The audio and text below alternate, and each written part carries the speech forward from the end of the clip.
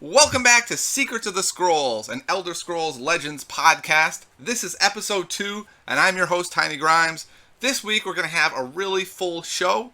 I'm going to talk about my pack opening experience. We're going to talk about leveling some cards early that can be really important before you really know what's going on, and you're just like, whatever, this seems fine.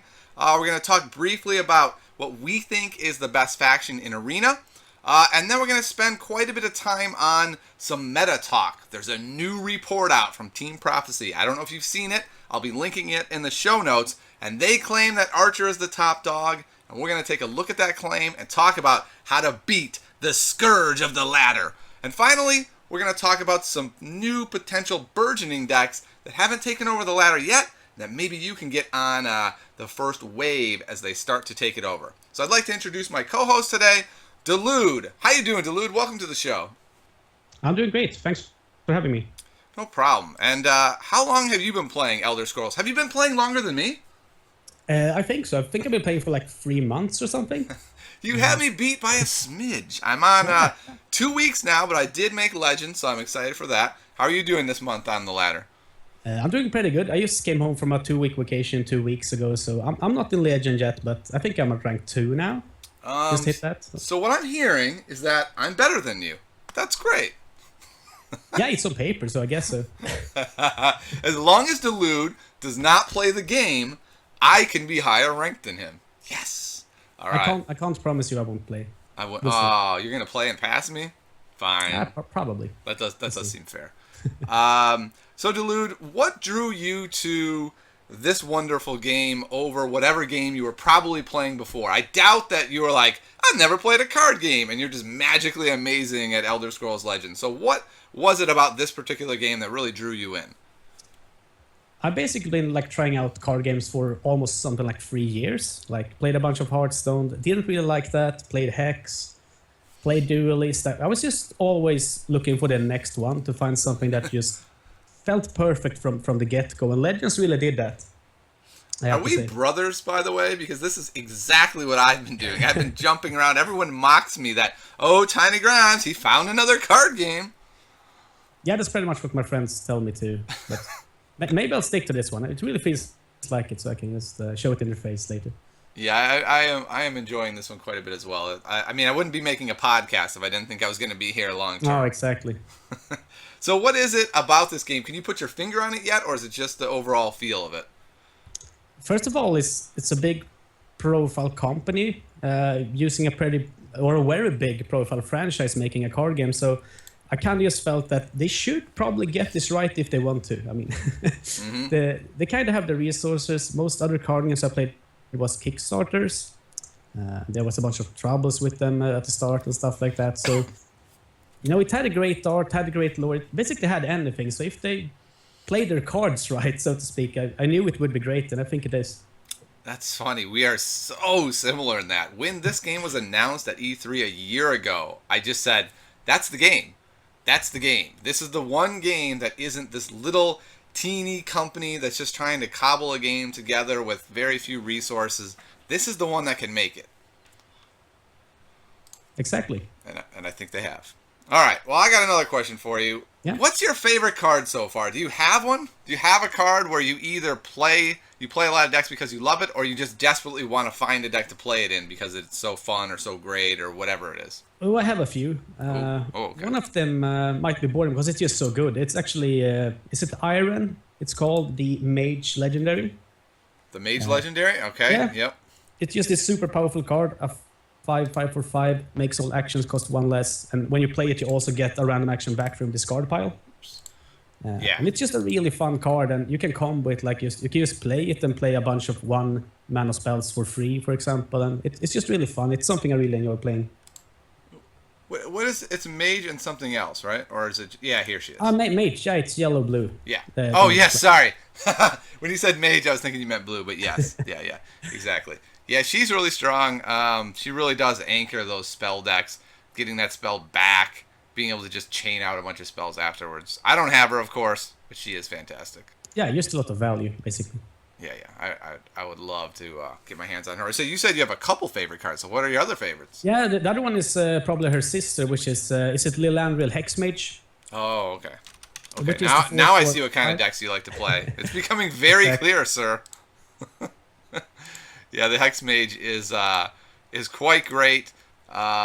She seems like to me the finisher for that big time spell deck, right? You Definitely. control the board, and then Ice Bolt. What is it called? Ice Spike or whatever it's called. And Yeah, the one that cycles. Yeah. yeah, exactly. You do all these spells to the face, and then she does 2 every time. Delude, are you having problems at all keeping straight all the different mage spells that are like one word off and do similar things? Or is it just me and I'll get used to this soon enough? I think I'm pretty good at it. Okay. Maybe there's a few ones I can't like name, but if you tell me the name, I'm pretty sure Oh, yeah. I can figure out which ones. Yeah, I agree with that part, but like Firebolt, Fireball, Ice Ice Ball, Ice Bolt, like I don't know. There's all these spells, and they all I get them all confused, but that's my problem, I think. Firestorm is probably the one I often get wrong, but Oh yes, I kind of learned it. Firestorm. Yep. Yeah. So Mage is one of those decks that I just can't quite play yet, man. I'm missing too many pieces. I have no Ice Storms. I have, I think, 1 or 0 fire. I have 1 Firestorm, and so it's that deck where I'm like, oh, I want to be able to play it, and I just can't do it yet.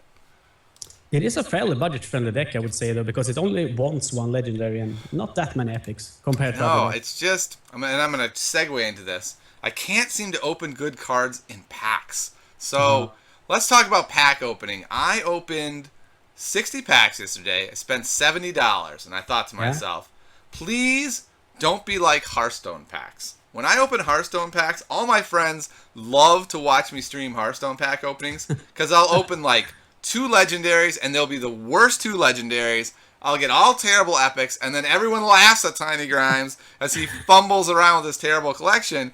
Guess what? Same thing, Delude. I got 5 legendaries in 60 packs. That's a really good drop rate. Here's what they were. My second gold brand, the Necrom Mastermind, a Nest of Vipers, Merrick Adazwala, and my second Bone Colossus. Well, that's not too terrible, I think. Actually, know. could have been worse. I could have been worse. Bone Colossus is really good, though. Yeah, Bone Colossus is good. I'll agree with that. But like Nest of Vipers, how is this card legendary? Yeah, I think it's hard to play that card. It feels like one of those cards they could move from legendary to epic just to keep it because I guess it should be fun, Yeah. but It's, maybe not take a legendary slot. So that was my legendaries. But then worse than that were the epics. I just didn't get any of the key epics. Like I didn't get any of the good epics from Mage. I didn't get any of the good epics from the Archer deck. I just got sort of like these random epics. I got 3 Wisp Mothers, so you know I fun. made some terrible Wisp Mother decks. So that was kind of fun. How'd you do? I saw you open a whole bunch of packs. I think you did better than I did. Yeah, I think it's almost like 30 minutes ago I was labeled the god of pack opening. So yeah, I've been doing kind of good, but I don't think I've been getting the best legendaries, but the quantity I can't really complain about. Didn't you get 5 legends in a pack or something crazy? Yeah, I did. Oh my goodness. I can't not even remember which ones, basically, but I opened 130 packs, I think, yesterday. I can't even comprehend that. You got And I 5 got- legends in a pack? Woo! It's unfair. Oh my goodness. You want to send a couple my way, man? It's fine. Yeah, I should try. I figured out how to hack the system. If they open trading, sure. Yeah, I actually You did can get some of my spider deadrest. I have 3 of them. So. That sounds amazing. All right. Well, hopefully everyone else's pack opening will be better than ours. Feel free to leave comments, especially on the YouTube channel, of how your pack opening went. I like to hear good stories so I can forget about my blues and then be motivated to open 60 more packs rather than remember my packs and not want to open anymore. It can't Okay. get worse. So. Just go for it. All right. So I wanted to talk about a topic that is kind of funny. Most people, this isn't going to be relevant for us, so it's going to be pretty fast. But it's the idea that when you first start leveling cards, most of them are fairly unimportant. I mean, you can get them anyway. Some people freak out. Have you seen this on Reddit? Like, oh my goodness, will I ever get the other copy of that card? You will, right, Delude? You can just open it in packs. Exactly. Or craft it. I've seen a lot of new players get confused by that and get kind of sad when they pick the wrong one. Yeah, it's kind of scary. And there are a couple early ones that you do want to be careful about. And I'm going to put in the show notes a link to all the upgrades that there are available. But the big one for me is on level 4, you upgrade your Hive Worker. And now you have 2 choices for your Hive Worker. What is the correct choice, Delude? It's the 3/6 guard, the Hive Defender, I believe it's called. Yeah, it is definitely, without doubt, the Hive Defender. This guy's awesome. He's 3/6 guard.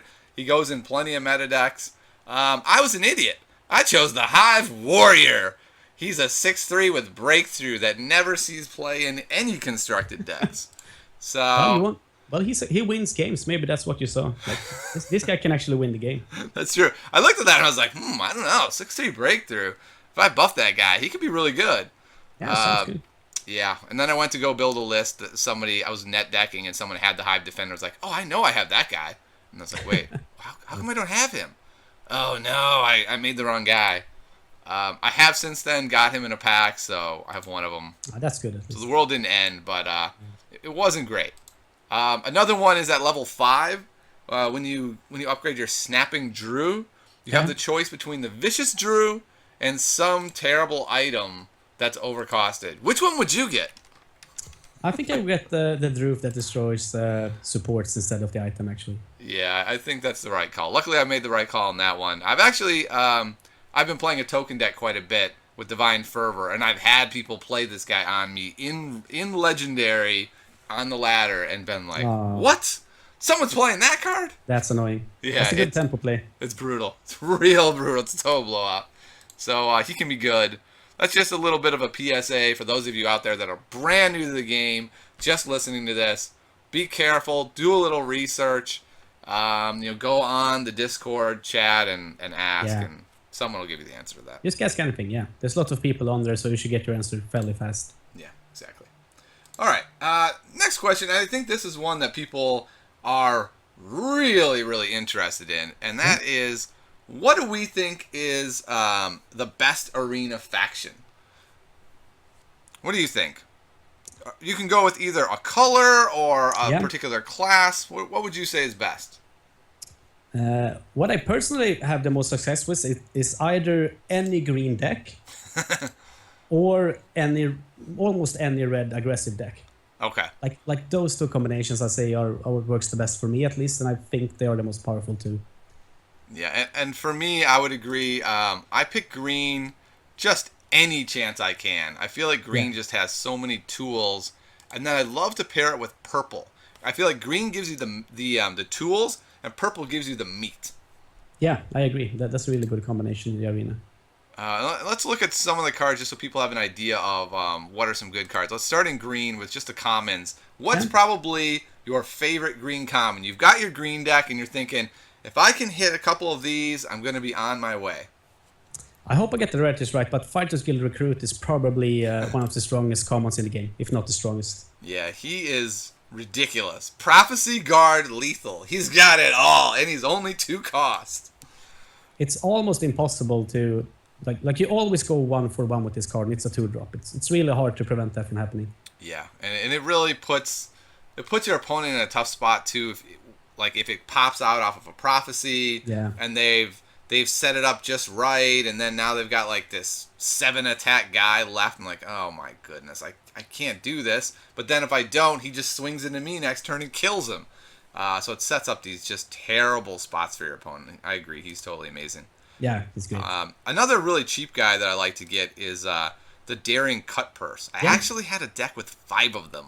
Oh, that's crazy. I think I had 4 one time, and I'm pretty sure I won 7 games with that. Yeah. I think I only got 6. I was kind of embarrassed. The rest of the deck wasn't that great, but I got some big cut purses. It'd be like a 5/5 cut purse, and they're like, yes, I'm going to throw everything into him and kill him. And I'm like, okay, cool, here's another one.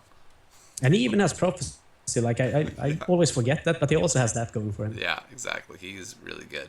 Let's see. Some other really good commons in draft for green. I like quite a bit Finish Off. I mean, Finish Off is just so good to be able to trade in the little guys and then finish them off.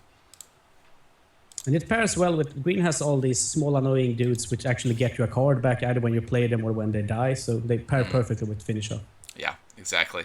Some other green cards that I like a lot that are a little bit higher up in the rare category. I love the guys that move stuff around, especially the Dune Smuggler, who gives a guy a buff and moves him. It's just such a blowout. Like, oh, he's got the 1/2 lethal guy. It's in the shadow lane, so I'll go into the other lane, and you kind of do one of the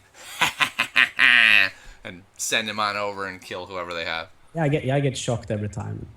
It's such a I always forget it. Like, well, often it's pretty hard to play around, but sometimes when you can guarantee a lethal, if you know they have it and you forget it, then it's just devastating. Yeah, exactly. That's or when better. they just kill you by using it. That's also pretty common.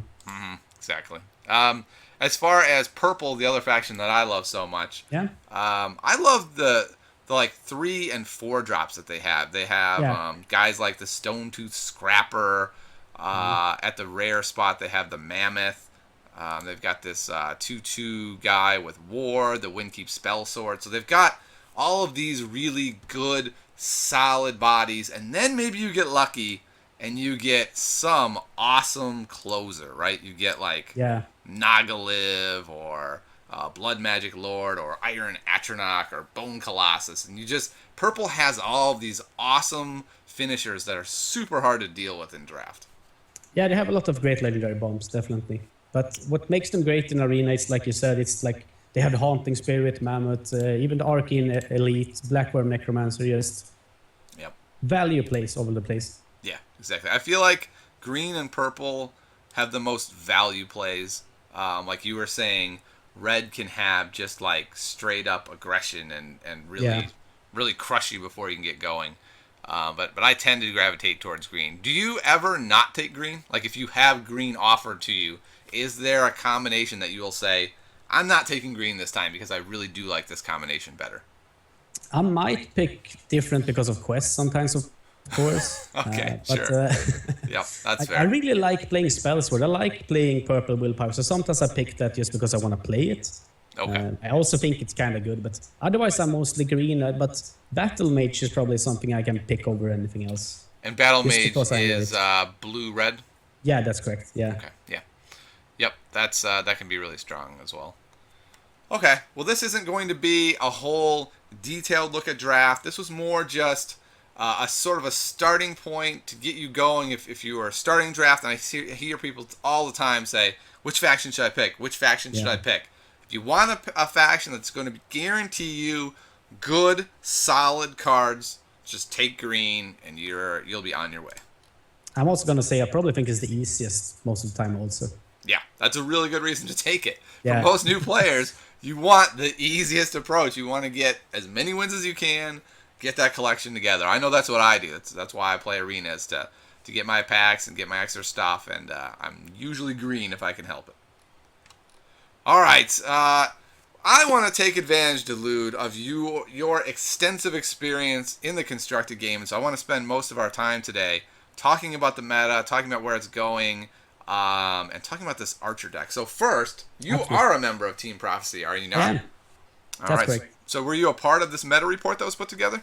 I actually wasn't like an active part of it because I was in Greece when they put it together. But maybe, hopefully, I contributed by playing the game and talking to people at least a little bit, maybe. Sure. It sounds good.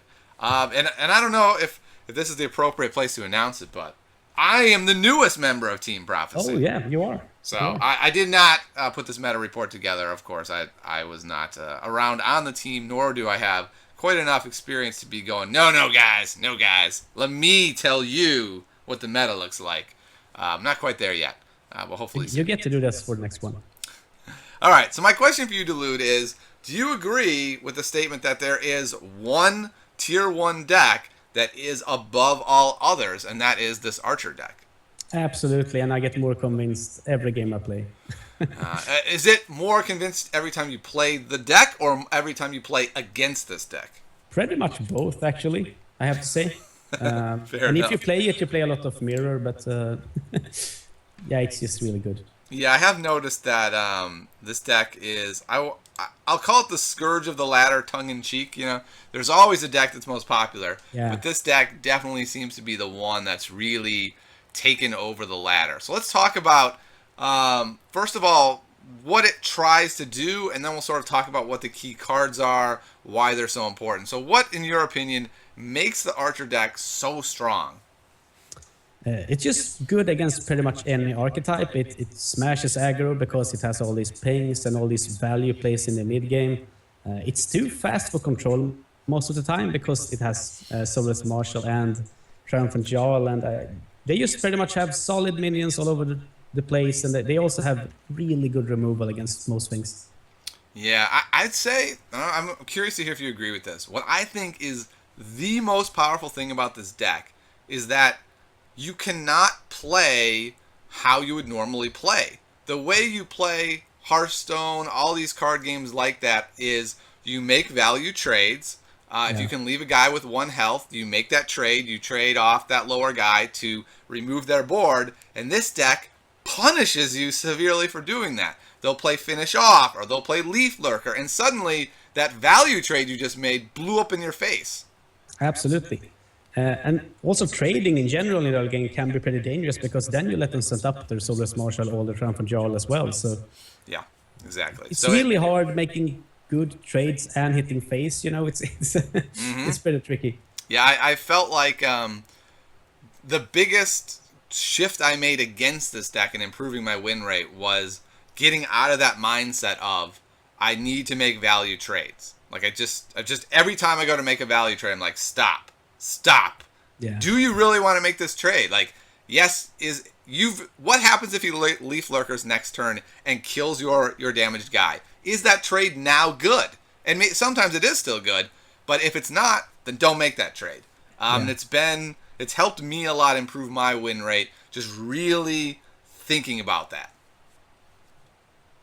All right, well, let's take a look at some of the cards in the deck. You've already alluded to some of them, so let's look at some of these combos. So you talked about the Marshal into Jarl combo, and so for those of you who are not watching the video version of this, the Soul Rest Marshal says if you have more health than your opponent, the next card you play this turn costs 6 less. So you can basically, on turn 5 or turn 4 with the Elixir, get a 4/4 who then combos into playing, what is his name, Jarl? Soul Rest Jarl, is that his name? No, Triumphant Jarl. Yeah. He comes in for free as a 6 cost. He's another 4/4, but then on top of that, you're drawing 2 more cards because you probably have more health than your opponent. So you're getting this huge tempo swing and refilling your hand and smiling at your opponent as they say, well, now what do I do? I almost feel ashamed whenever I play that. And there's also an even worse scenario. Earlier today, I had a situation where on turn 4, I played double Marshal Jarl, for example. That can also happen. Oh my goodness. And the cards are also just amazing on their own as well. That's that's part of the problem, I think. That's pretty disgusting. One of the great things about this deck, I feel like, is that it just really takes advantage of the fact that green has all of these value guys. So we already talked about them with the draft. What's amazing is they're still good and constructed. So the Fighters Guild Recruit is just an amazing card. You have this Murkwater Savage, who's just a 2-cost 2/2. But if they ignore him, he becomes a monster with this deck. He just buffs and buffs and buffs. I've had people have to trade 5/5s for him. It just gets totally ridiculous. Yeah, it's one of those cards that if you don't finish it off when you can, basically, you're always going to regret it. Yeah. Every time. Yeah, and you have to make bad trades with it to finish it, just to make sure you get it. And then it has really sneaky cards like the Murkwater Witch. And there's a really interesting interaction that I didn't know about until it happened to me the first time, where the Murkwater Witch comes in, it has guard, so it clogs up a lane, it gives an enemy creature -1/-1. Well, that creature is now considered damaged, and so you can do stuff like play Finish Off to kill it, to play your Leaf Lurker, who is just devastating when he comes in. That was confusing to me too before I learned it, but the key thing here is that it's actually called wounded, so I guess you could consider it wounded because it's not as its base stats. Yeah. I guess that's the reasoning behind it, at least. Yeah, and I actually love it. I think it's a great idea. It's just the first time it happened, I didn't realize it. Now that I know, it's no problem. But the Leaf Lurker is amazing. 5 cost, 4/3. When it comes into play, destroy a wounded enemy creature. And one of the reasons I feel like he's so amazing is that control decks, like when I look at a control deck, I always salivate it over the possibility of getting a late game Naglava or Iron Atronach. Like if I could play Drain and Removal and get to them, they just can't be removed. And then Leaf Lurker laughs hysterically as, you trade in a chump, wound it, and then Leaf Lurker comes in and kills the 12/12 for nothing. Yeah, green doesn't really care, about the size of the creatures. If they can damage them, they're gonna die, and that's one of the great parts about the deck. Yeah, I feel like that's what makes it so good against control. So it has. It's just amazing how it's good against everything. You have all these other interesting combos, like the sharpshooter scout who comes in and wounds somebody, right? You're usually not going to kill anyone, but you can wound their best card and then finish it off, or play the leaf lurker, and they're just sitting there going, "You've got to be kidding me! You just out of hand, you damaged my guy and killed it." Yeah, I thought it looked greedy even when I first saw the list playing that card, but it's been amazing. Just does a lot. And then the card that's been most brutal for me. Remember, I said I've been playing a token deck a lot. Yeah. The Skaven Pyromancer just crushes Imperial Reinforcements. Yeah, it does. It really does. So you have to play Divine Fervor first before you can even play it. So if I draw Imperial Reinforcements early against Archer, I just sit there and go, well, that's a dead card. I can do nothing with this card until I can Divine Fervor. And then what happens usually, Delude? They've picked up their second Pyromancer by then, and they just go, that can also happen. Boink, boink, all your guys are dead. Oh, this deck, Delude. So we've extolled its virtues. It beats everything. So, Delude, Yeah, pretty much. how do you beat this deck then? We talked about token decks. I'm gonna say that the best matchup against it's probably for the token deck, but I can't even say it's favored, actually. Yeah. You talked about Divine Fervor, and it's actually one of the cards that are the hardest to deal with for the Archer deck. If you can get it down fairly early, like turn 3 or turn 4, because, like you said, then they need double Pyromancer to clear all your tokens, and that they usually don't have that. If they have it, maybe they can manage anyway, but if you get Divine Fervor running, it can get really hard for them, actually. Yeah, I have found that this deck is kind of annoying for them. Like, they have to make bad Leaf Lurker plays, right? Like, they're not going to get the crazy blowout. They're like, well, I guess I'll kill the 3/4 because it's really not going to get better than that. But the funny thing is, it's pretty destructive. Like, if you kill my 3/4, I'm sad. That was the guy who was supposed to kill you. It doesn't feel good. Yeah, so it's really funny because I've heard people say, yeah, the token deck does pretty well against Archer. And I was thinking about my run to Legendary. And I was at rank 1, kind of struggling, seeing a lot of Archer decks. I went into the Snake, and then I won just whatever it is, 6-7 games in a row and made Legend. Yeah. And I was like, yeah, that was awesome. I really put it together there. And I started thinking about it. I was like, wait, I didn't see a single Archer deck in those 6 or 7 games. So I guess it's not that my deck beats Archer. It's that I was able to duck Archer. Well, that's one way to beat them, actually. It's just to never play them. Exactly. Works not perfectly. Beat them, but never lose to them. Exactly. Just dodge them. All right. So what are your other suggestions? Would you say one is, like I said, to be really careful about trading, try to keep them lower health than you are to stop that Jarl play? Yeah, that's almost the major part for most decks. If you're not playing a very slow control deck, you can't even do that, but then you almost have to pray that they just don't have it. Yeah. Always think about your health. You always have to remember that you can play Marshall or Jarl or both of them. So if you can hit them a bunch of time at the start, which the token decks often can, then you can actually prevent that from happening. Yeah, I usually am able to prevent the early Jarl. What usually happens to me is I get a lead, it looks really good, and then the shenanigans start happening, right? And the Murkwater Witch comes out and he screws me over in one lane. And then the Fighters Guild Recruit cleans up, and then there's a good Leaf Lurker, and then suddenly the game's getting sort of even, and then the Archer deck pulls ahead a little bit, and then Jarl, and then refill the hand, and that's ball game. They are so card efficient. The weakness of the token deck in general, I would say, is the card draw. They can easily run out of cards. Yep. Because their main card draw card, or like the only one, is Eastmarch Crusader, which is a good card, but it's not always enough. Yeah. So they kind of have to compensate by playing these bombs. Like, I would probably play triple Bone Colossus if I could in that deck, because then I can draw that. That's as good as playing a Jarl, basically.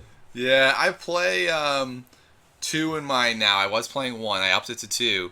I gotta say, Bone Colossus rarely works out. It's so weird. There's always some sort of wipe lurking for him. By the time I get there, they've found an answer for him, right? And so maybe having 2 now, they'll have to use the answer on the first one, and then I'll be able to draw into that second one, and that may put enough pressure. But it just seems like every time I play them, their board is big enough or quite good enough where if they kill the Bone Colossus and I haven't found a Fervor, then it's just a pile of 1/1s that die very easily. Yeah, that's kind of true. But it is a card that's very hard to 1/1. But that's what you expect of a 7-drop anyway. Yeah, exactly. For a 7-drop, I found it to be... I just don't feel like it's one of those cards where you drop and go, boom, that's game. I'm like, just go ahead and resign now. It usually means they just have to work kind of hard to remove it. Yeah, and often that is enough. But like we said, the Archer deck is so card efficient that even that can be easy for them to solve sometimes. Yeah. So any other suggestions on beating it, or is it more try not to play against it? I really believe Battle Mage can have a pretty decent win rate against it. I just don't think it's interesting. consistent enough to have a favorable matchup because they can really smash it down. I mean, that deck has draws that nothing can beat. Sometimes. The Battle Mage, when they put together all the weapons on a guy and just beat you in 3 turns? Yeah, pretty much. Yeah, the aggressive version. There's been like a ward version going around. I don't really know much about that, but I'm just going to assume it's weaker to Archer because Archer just eats wards all day. But the aggro Battle Mage should be kind of good against it. It's interesting because it feels like, theoretically, and this may be my lack of experience, that wards would be pretty decent against the Archer deck because the Archer deck really thrives on wounding people and then finishing them off with whatever. And with the wards, it's really hard to wound people. The thing is, they have the witches that create the curses. They have the shamans, and they also have the witch, which debuffs cards. Yeah. I just think you can deal with them fairly easy. They can also rapid shot them and draw a card to remove the ward. And That's true. The problem with ward creatures is that they are usually a bit understated.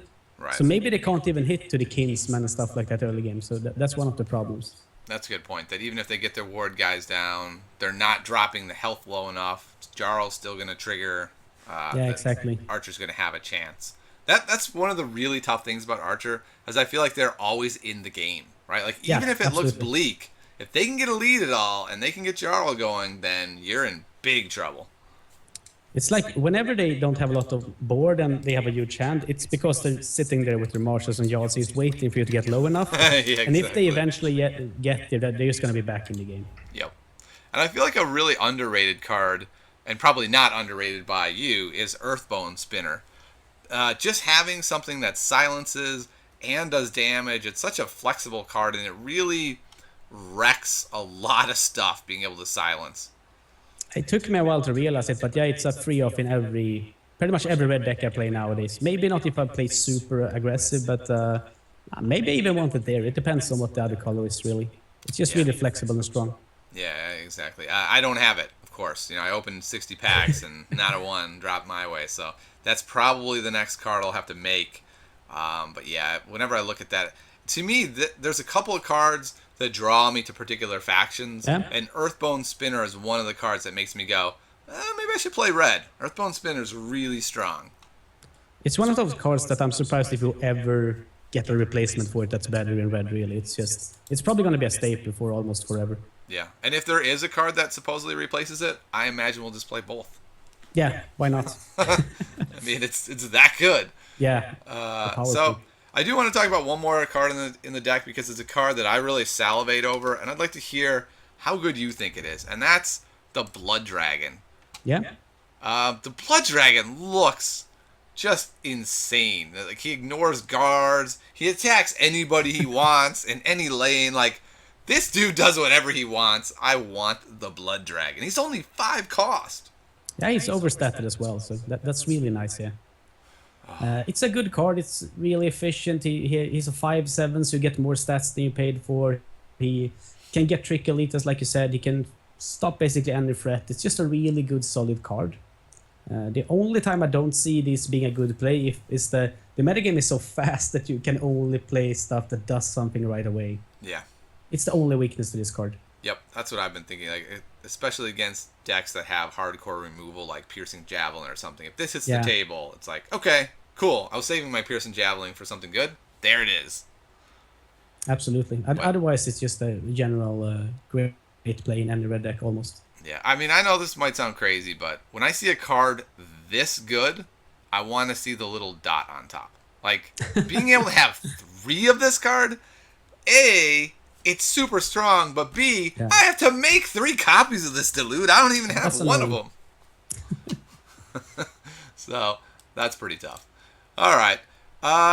So, next question I have for you is, what do you think then, if Archer is the deck of the moment, Yeah. what do you think might be some decks of the future? Maybe they're there already. Maybe, and this is my theory, that Archer doesn't take that much to build. Are there some decks out there that are just loaded up with legendaries and epics, and people just don't have the cards yet to make them? Are there any decks like that that are kind of piquing your interest and you're thinking, boy, there might be something really good there?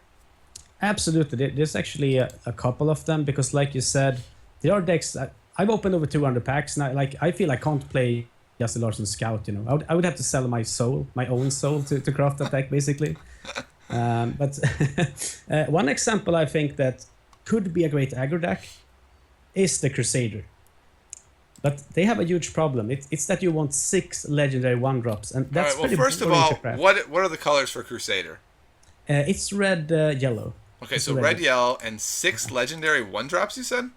Yeah, you want the Descendant of Alkosh and you want the Relentless Raider. Okay, I have to go ahead and look at these cards. So, oh, wow, yeah. 3 Descendants of Alkosh and 3 Relentless Raider legendaries? Oh, my goodness. I feel this is a balanced decision, actually, to maybe not make it feel bad for new players, you know, in case that aggro deck actually gets out of control. Yeah, that's actually an interesting thought. Yeah, the first time I saw a Descendant of Alkosh, I was like, wait, what? That's a card? Because I vastly underrated the value of random keywords on those mage cards. And now that I've seen how good they are, I can't imagine a Pilfer 1-drop that gets a keyword every time. That could be absurd. Yeah, the cool thing about this is that it's a 1-drop that it kind of have to answer. Yes. And if it get wards on the first hit, it's just really frustrating sometimes. Yeah. I mean, it's gonna die basically every time, but they have to answer it. They can't really make the play they wanted to.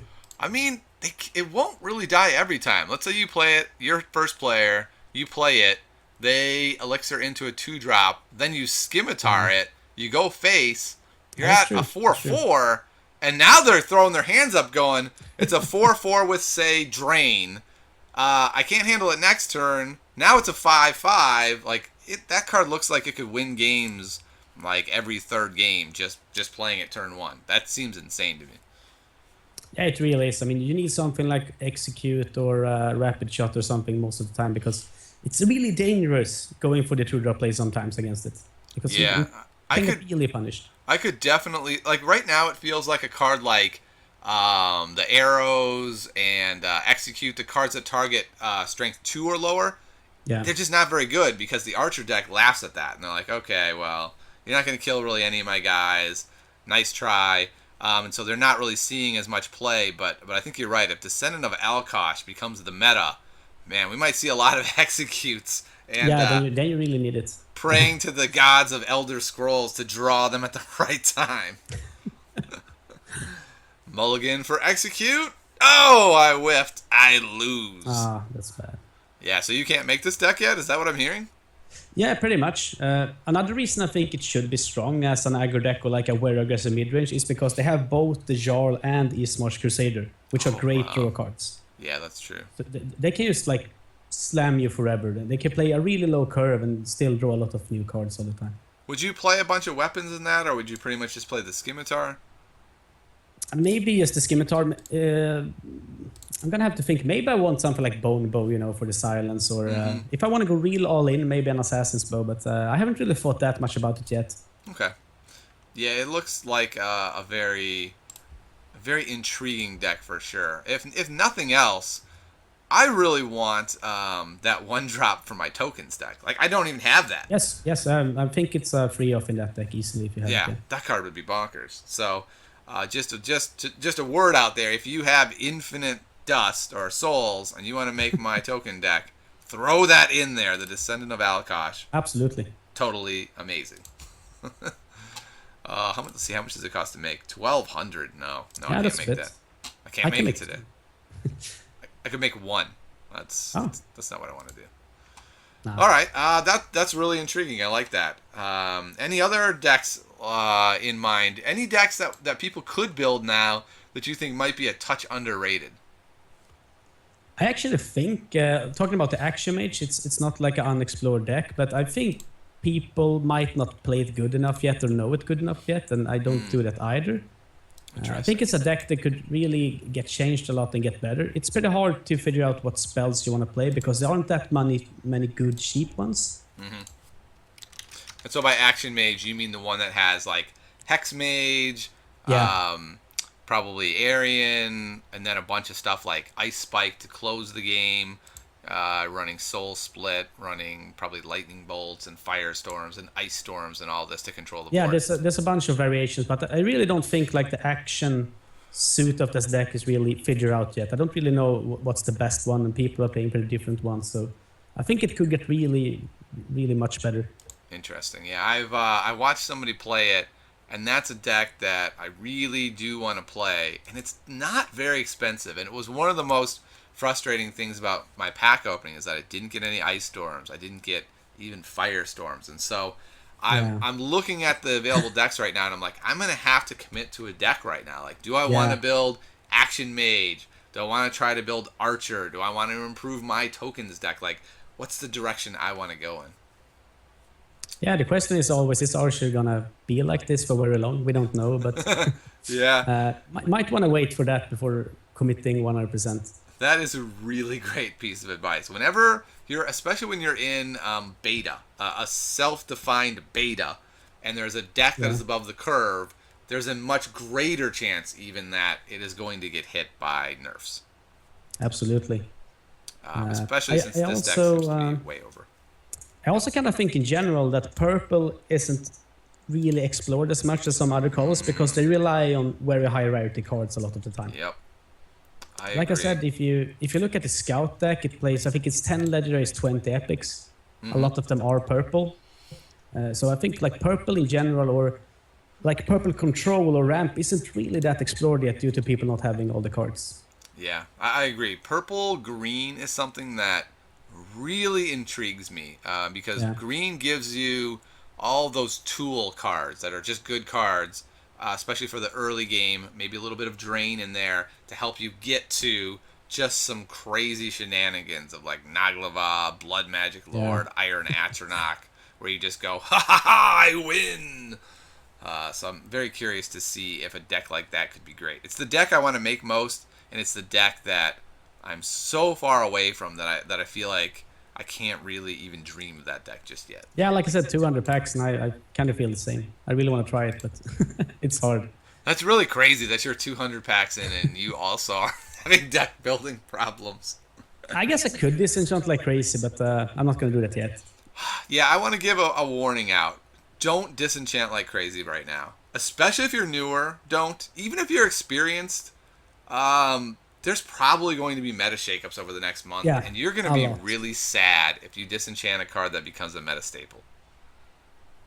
That's part of the reason I'm so excited about the game now, because I think like in 3 months the meta will be nothing like it is now, because the amount of players are skyrocketing and we get all these new people trying crazy things, and just more people make for new decks, new ideas all the time. Yeah, and it's also really interesting that we're in this really cool window of this game where the meta is ripe to be shifting all over because people are coming up with new ideas because we've got this big influx of people. And then B, as people's collections round out, the meta changes because people have the ability to explore these decks. Even if they're not the best decks, you're going to go on ladder and see more of these high-cost legendaries. I'm really looking forward to that. And another deck is actually, I think blue and purple could probably make a pretty cool control deck, but they also suffer from it being extremely expensive. Yeah. Yep, exactly. Just control the board, control the board, control the board. Giant bodies destroying the world. All over. Yeah. I love that idea. That was one of the very first ideas I had when I loaded this game. I was like, I want to build a control deck that's like this. And I was like, oh wow. Yeah, that's going to be a long time from now. What can I actually build? Okay, cool. I can build this tokens deck. I kind of had the opposite approach. I was like, how fast do people die? And then I tried that. And then I kind of got an idea of how to build decks. Gotcha. Yeah, I'm the opposite of that. I don't enjoy playing aggro decks as much. I just love playing. Like, I come from the chess world, and so I really want to have like a deep strategy game that's happening. And I realize without the cards, I just can't quite have the depth that I would like yet. Yeah, I understand it. But oh well. All right. Well, thanks so much for coming on, Delude. This has been quite insightful, I think. And before we go, where can people find you? What are you up to? What are you doing on the internet? What's happening with you? So I've been waiting to stream Legends for like I said, 3 months or something like that. Feels like 3 years, but 2 days after I leave for Greece, they dropped the NDA, and I'm gone for 2 weeks. So now when I'm back, I'm streaming hopefully every day at I'm Delude at Twitch. Okay. Is there a time when you usually stream? I don't really have a set schedule right now, but once I get back to work next week, it's probably in the evening European time. But I'll try to sort out a schedule soon enough. Okay, sounds great. I'm Delude at Twitter if anyone wants to find me there, but the easiest place is the Duelist Discord, where I'm on basically all the time, more or less. You said the Duelist Discord, by the way. Oh, no, sorry. Oh, the Legends Discord. I'm also in the Duelist Discord, by the way. Gotcha. Okay, so there you go. If you're a Duelist player, hit up Delude as well for help. I'm not anymore, but it's what got me into the Oh, Discord, okay. so You that's why gave I have up to say it. Duelist for Legends. Interesting. Okay. Yeah, pretty much so far at least, yeah. Okay, I think I made a that's good cool. choice. Yeah, I agree with you. I spent a little time in Duelist. Enjoyed it very much, by the way. Yeah, it's really very cool. Yeah, there's none of these card games I've thought, oh, this is garbage, I'm moving on. It's always been, this seems good, but there's this other game that's good, and this other game that's good. And Legends is the one that I find to be great, rather than just I good. absolutely agree. Okay, well, you can find me every day, Monday through Friday on Twitch TV, Tiny Grimes, from 12 p.m. to 4 p.m. Pacific. You can find the podcast here, The Secrets of the Scrolls, on iTunes. You can find me on my YouTube channel that I will post in the show notes and try to put up videos all the time. I've got a pack opening video going up that will show the not so great packs that I opened, Delude. I want to see those. Yeah, a lot of crying happened, breaking of furniture. It was ugly, man. If it makes you happy, I opened 2 Spider Jedras at the stream. The second time the chat just roasted me. So. Oh my. All right, well, thanks again, Delude, and I'm sure we'll have you on again soon, and we'll see you next time from Thanks for having Secrets me. of the Scrolls. No problem.